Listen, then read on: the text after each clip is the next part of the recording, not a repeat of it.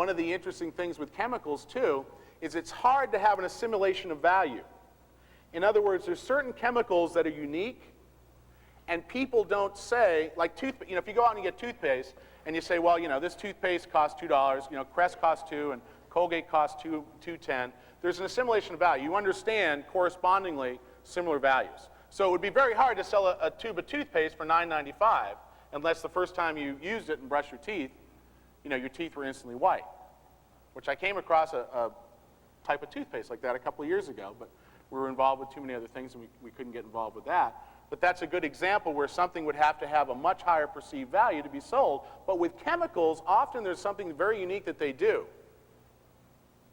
And because it's unique, it's hard to correspond it to other products.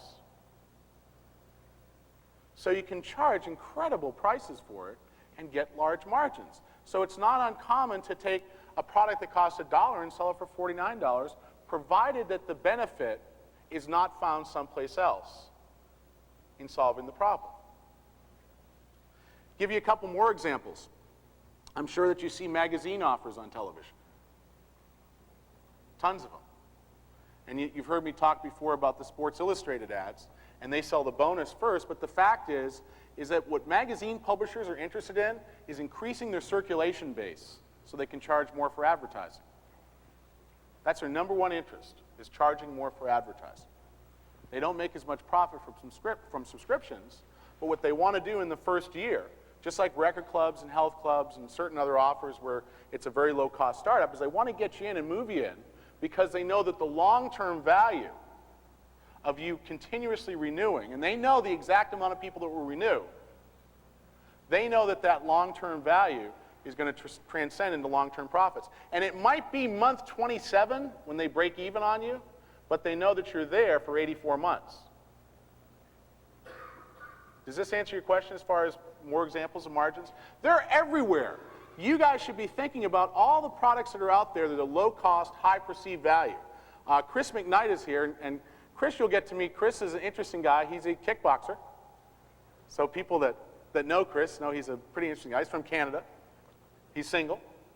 He's materialistic. Now, Chris and I, we recently did an interview, and it was really kind of funny. Mike McMillan will like this. I got to tell this story because it's a horror story, but they've already been through it.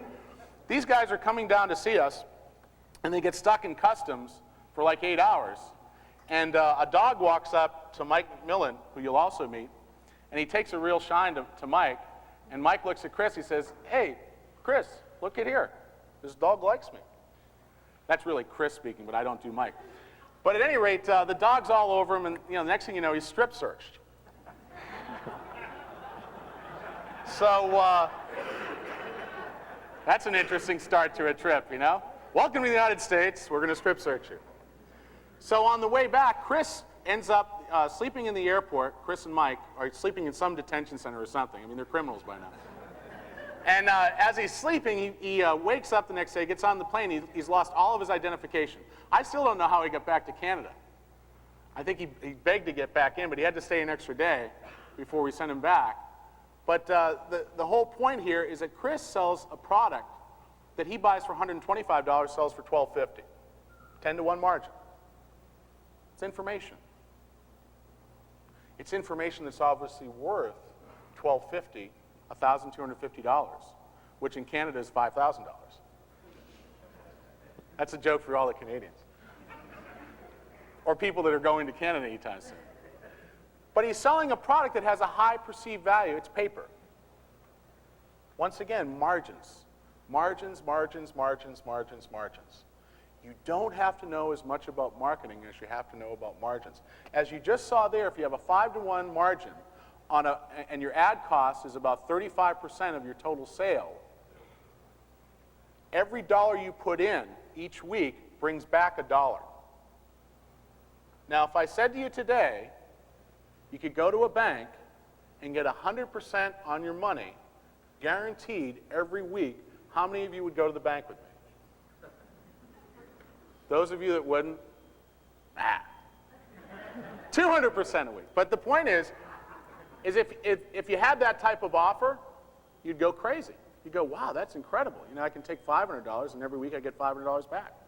and it compounds week after week after week after week. Well, you know what? You'll be able to go to that bank in a couple of days.